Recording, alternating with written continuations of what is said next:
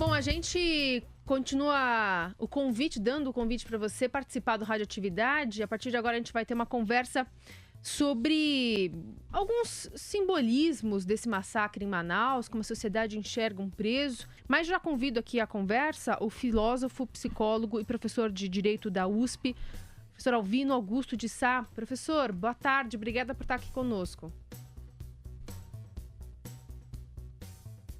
Agora sim.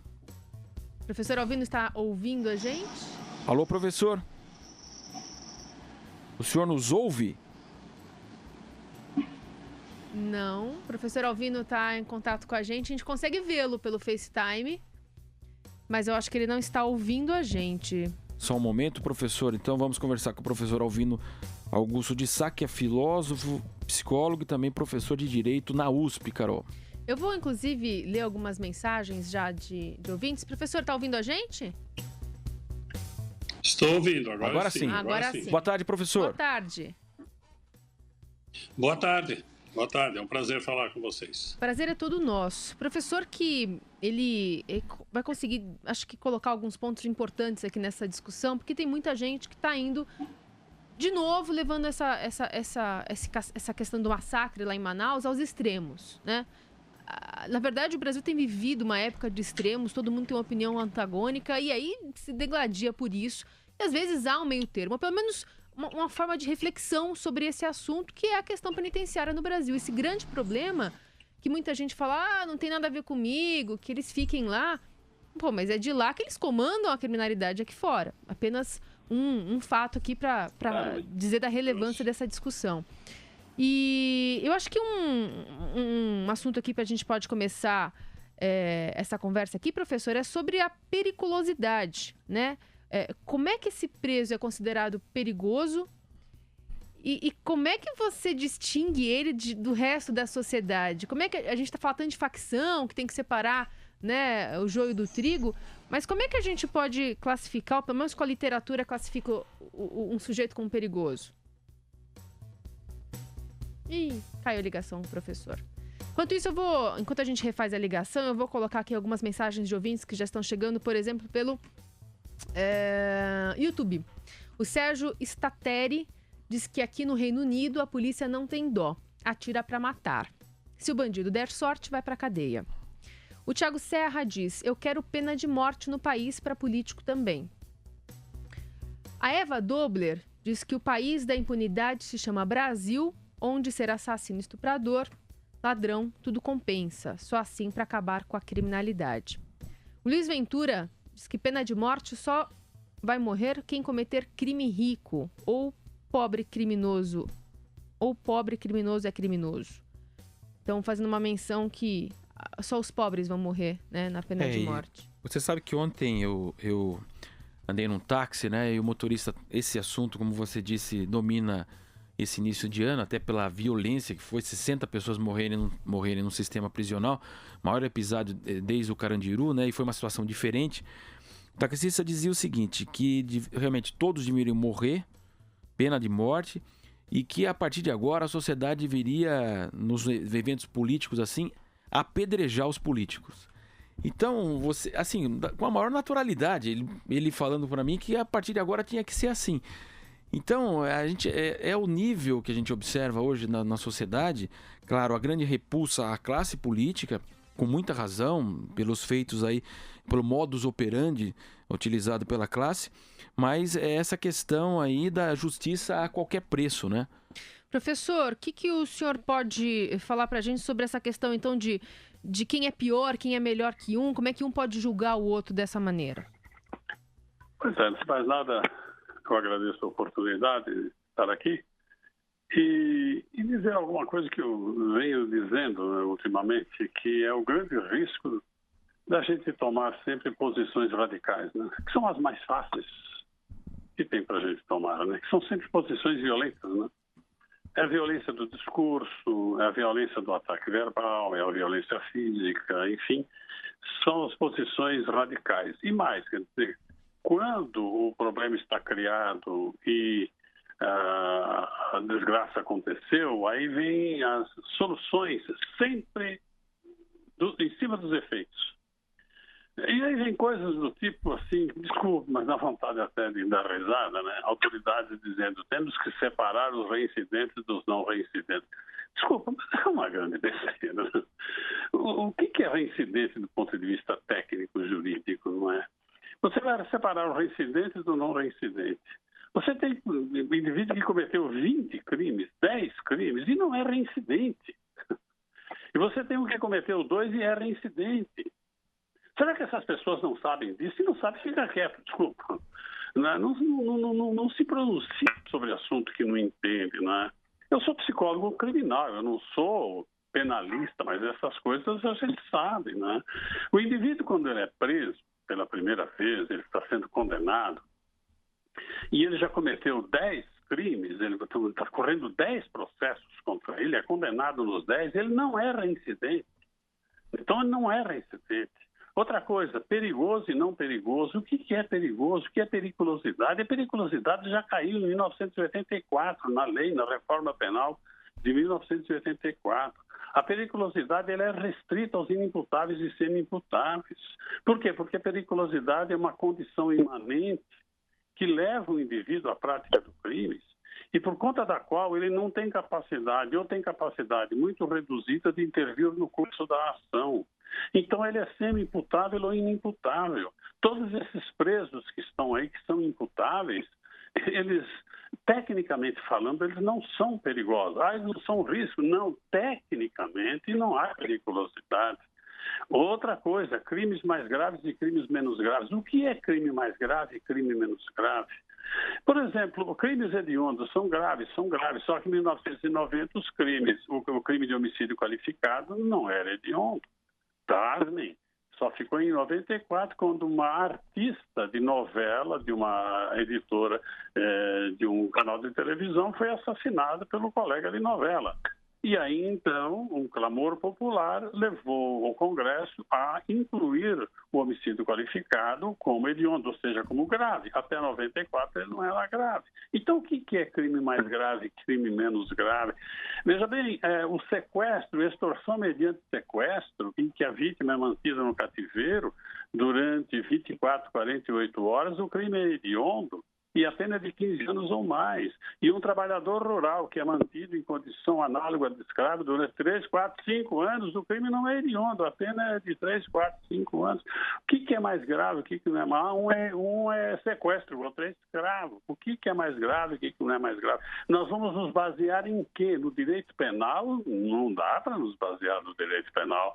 Mas veja bem, se o indivíduo mantiver a vítima em cativeiro privado durante 3, 4, 10, 12, 4, é crime hediondo se a finalidade for extorsão, mas se a finalidade não for extorsão, o crime já não é hediondo e, portanto, ele não é grave, embora a vítima seja mantida em cativeiro. Tudo depende muito do ponto de vista, né, doutor? Acho que é isso que a gente... Porque como é que você pode classificar alguém, por exemplo, que o senhor mencionou, de reincidente, né? Dependendo do crime que ele faz. Como é que você pode considerar que a partir do momento que ele é reincidente, ele já não serve para a sociedade? Ele já é considerado perigoso ao extremo e que ele deve ser punido para o resto da vida por ter cometido alguns crimes? Absolutamente, né? Depois, é isso que eu falei, o conceito de perigo de reincidência. Se ele já cometeu 10 crimes, está sendo processado em 10 crimes, digamos aí, por exemplo, 10 crimes de assalto a banco, ou 10, ou 12, ou 5 de tráfico e mais 5 de assalto a banco, está sendo processado. Agora ele foi preso e está sumariando todos esses crimes. Ele não é reincidente. E se ele for condenado em todos, ele não é reincidente. Então ele não é perigoso. E o outro que bastou cometer um crime, ele foi condenado. Depois ele saiu, caiu numa fraqueza, como diz, cometeu outra, ele é reincidente. Se ele cometeu 2 crimes de furto, ele é reincidente. Esse que cometeu 10 de assalto a banco, ele não é reincidente. Então, veja, são critérios assim que não são nada científicos e que as pessoas, sei lá, autoridades políticas querem resolver isso de uma forma tão fácil. E não é fácil assim. As facções criminosas, a primeira facção, ela surgiu aqui no estado de São Paulo, né? Surgiu A gente sabe da história, surgiu pelas condições em que os presos viviam na época, a gente sabe da história. Primeiro foi um time de futebol, depois esse time de futebol se converteu numa comissão de reivindicação dos direitos dos presos que não eram nunca atendidos, que eram tratados de forma assim, a mais desumana e brutal possível. E aí a coisa foi se agravando e se formou a primeira facção. É interessante isto, né? Quer dizer, que a gente sempre vai combater os efeitos e nunca vai lá nas causas. Isso é uma coisa que Adão e Eva já falavam, né? A gente tem que ir às causas, né? Não se vai, só vai. Então, veja, por exemplo, criar presídios de segurança máxima já foram criados, RDD, as penitenciárias federais, e não adiantou nada. Os crimes continuam aumentando, a criminalidade continua aumentando. Professor, os crimes... Sim, pode falar. Não, é que a gente tem um ouvinte que é ex-presidiário e mandou uma mensagem aqui pra gente, queria convidar o senhor a ouvir. Oi, eu vou dar minha opinião. Boa tarde sobre esse assunto. Eu sou um ex-detento e hoje, graças a Deus, eu estou reintegrado à sociedade, tenho o meu trabalho, tenho a minha profissão, mas infelizmente a cada 10 detentos ou ex-detentos, apenas um consegue. É muito difícil. Nós estamos realmente à margem da sociedade, mesmo após a nossa saída do presídio. A reintegração também é outra história, né, professor? Difícil. É muito difícil. Este senhor usou até a palavra, se não me engano, reintegração, né? Que é uma palavra que na criminologia clínica atualmente eu estou usando em substituição à palavra, ao conceito de ressocialização, porque a ressocialização implica adesão diante dos valores, a ética, a moral, tal, essas coisas, sem possibilidade de integração. Então, o que há necessidade é a integração, a reintegração social. Depois que ele se sentir pertencente ao grupo social, aí sim ele poderá acatar as normas, etc. Mas o que ele disse, e eu concordo, é muito difícil. Então, veja bem, o que fazer para esta reintegração? Quando o clamor popular é sempre por separar cada vez mais, segregar cada vez mais, agravar cada vez mais as penas estão sendo cada vez mais agravadas, os benefícios estão se tornando cada vez mais difíceis e a criminalidade está aumentando cada vez mais. E veja, eu queria acrescentar uma coisa aqui, é que em seara de direito penal, de execução penal, de penitenciarismo, a gente se vê sempre no meio de dois extremos. Então, não gosto muito desses termos, mas eu vou dizer assim, de um lado, extrema-direita, né? O pessoal taxado de conservador, de direita, e que quanto pior, melhor, que bandido bom é bandido morto, e que sofra e que morra na cadeia, e que as penas devem ser mais graves. Esse é um extremo. E o outro extremo é o chamado da esquerda, que eu me permito dizer, aqueles que são identificados, os direitos humanos, esse termo é utilizado de uma forma muito pejorativa hoje em dia. Porque exatamente são extremos que não dialogam entre si, justamente porque são extremos. De um lado, você vê aqueles que dizem que o criminoso já nasceu criminoso, a mente é criminoso, ele é criminoso na sua essência. O que não é verdade. Não, isso eu ia perguntar para o senhor, não é verdade? Porque tem muita gente falando aqui, mas quem nasceu para ser um assassino vai ser assassino para sempre. Isso é uma verdade? Absolutamente. Isso é coisa que... veja bem, assassino. Os crimes de homicídio, eles são a minoria no sistema presidiário. O pessoal fala umas coisas que não tem cabimento. Quer dizer, estupro é a minoria. No sistema carcerário, os crimes de homicídio não constituem a maioria do sistema. Não é a grande. É claro que o homicídio é aquele que mais repercute, é aquele que mais mexe com a opinião pública, mas não é o mais frequente. Estupro, muito menos ainda. Então, quem nasceu homicida, quer dizer, será homicida, mas nunca. Se não houver gente para ele matar, como é que ele vai ser? Quer dizer, não vamos ser ideologia, vamos ser técnicos, né? Não existe isso na ser homicida. Isso é coisa da época de Lombroso, e Lombroso nem falava em homicida. O Lombroso, na época da antropologia criminal, no fim do século XIX, começo do século XX, então ele sim afirmou a ideia do criminoso nato, essa expressão criminoso nato, que ele se diferencia anatomicamente dos não criminosos. Ele fez uma ampla pesquisa na Itália sobre a anatomia, a conformação, a forma do corpo do criminoso. Só que ele fez onde? A pesquisa ele fez no sistema prisional, quer dizer, daqueles que já haviam sido selecionados, né? Então, é claro, que são os feios, né? Uhum. Naquela época, né? Então, de Lombroso é que veio o conceito de periculosidade, que é a criminologia clínica tradicional, na qual eu trabalhei muito tempo, se baseou. E aí veio o conceito de periculosidade, surgiu, tem as suas raízes aí. Mas essa ideia de criminoso nato e tal, isso está superado há muito tempo. E esse é o problema. O pessoal faz essas afirmações extravagantes, radicais, e aí surge um radicalismo oposto, que também não vai resolver o problema, né? Quer dizer, aquele que vai dizer que o preso não tem culpa nenhuma, que ele é uma vítima social, que o criminoso é uma vítima social. Nem preso gosta de ser chamado de vítima, se quer saber. Professor, a gente vai ter que dar uma paradinha, mas tem mais gente mandando mensagem aqui. O senhor aguarda um pouquinho na linha? Pois não, fica à vontade. A gente volta já com Radioatividade. Radioatividade. Radioatividade.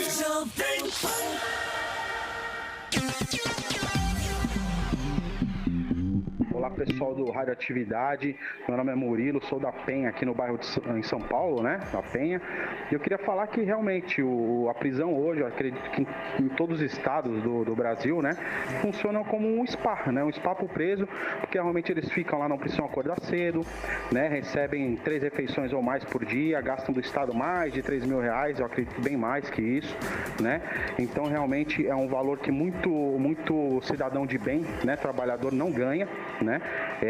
Realmente ficam lá realmente ociosos, sem fazer nada. Eu acredito que deveria ser obrigado a todo preso trabalhar e ser produtivo, que seja construindo brinquedos educativos para creches, carteiras para escolas, né, do estado, o que quer que seja.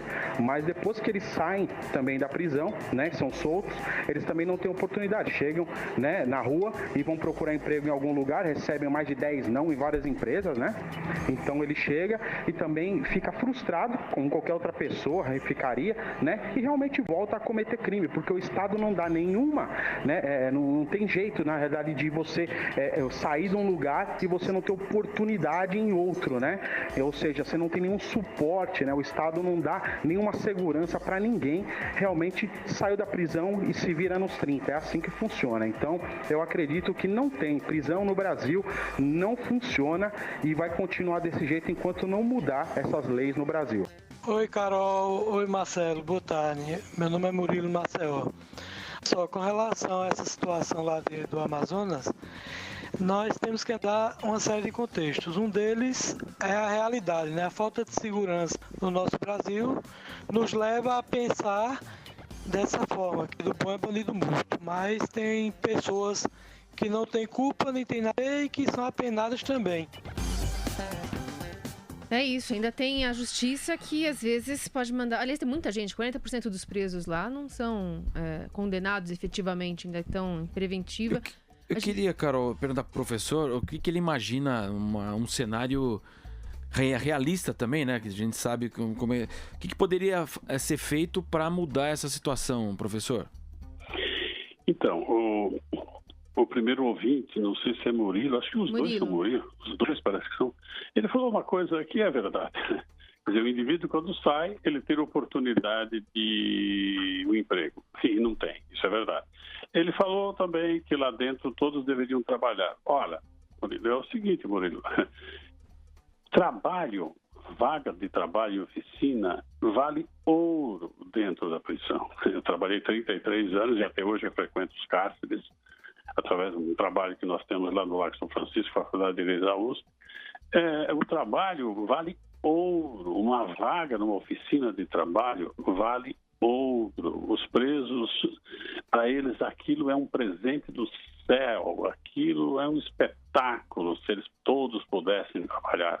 Porque o preso, primeiro, ele sai da cela, ele fica na oficina de trabalho o dia todo. Então, isso já é uma maravilha. Segundo lugar, ele tem o seu pecúlio, tem o seu dinheiro, que acho que, se não me engano, não estou bem a par, são 2/3 partes do salário mínimo, não sei. E em terceiro lugar, ele tem remissão de pena, quer dizer, a cada 3 anos trabalhados, ele tem um que é remido. Então, tem uma série de vantagens. Há muitas pessoas que pensam que os presos não querem trabalhar, muito pelo contrário, né? Eles querem trabalhar. Só que outro dia mesmo eu estava falando com o diretor da penitenciária, né, de uma das penitenciárias aqui, só que lá não tem espaço para oficina de trabalho, tem pouco. Por quê? Porque a prisão, todos sabem, está superlotada. E aí, então, eu vou indo para responder a sua pergunta. Quer dizer, o que fazer? Então, hoje eu costumo dizer o seguinte, que o problema do sistema prisional brasileiro não é, em primeiro lugar, a superlotação, mas é o superencarceramento. É diferente. Porque quando você fala em superlotação, novamente você já vai direto para a consequência. Mas o problema está antes, é o superencarceramento. E quando se fala em superlotação, nós chamamos a responsabilidade somente o Poder Executivo. E o Poder Judiciário continua sendo poupado, mas não podemos continuar poupando o Poder Judiciário. O Poder Judiciário, ele prende, manda para a cadeia e não quer saber o que está acontecendo e entrega todo o problema para o juiz de execução. E o juiz de execução, da execução penal, muitas vezes ele não vai ao cárcere como ele é obrigado a ir, não é? Um dos que vão ao cárcere, que se identificam, que é o Valois, que é o juiz de execução de Manaus, que foi meu aluno lá em São Francisco, fez mestrado comigo, fez doutorado com meu colega, foi nosso aluno. Esse sim é muito identificado com a execução, mas muitos juízes não são, e depois eles ficam com todas as consequências do juiz de audiência de condenação, que é o juiz da vara criminal. E o juiz da vara criminal, ele só condena, manda para a cadeia, o sistema carcerário brasileiro, a população carcerária brasileira é a terceira do mundo, em termos proporcionais. Quer dizer, será que não tem outra medida além da cadeia?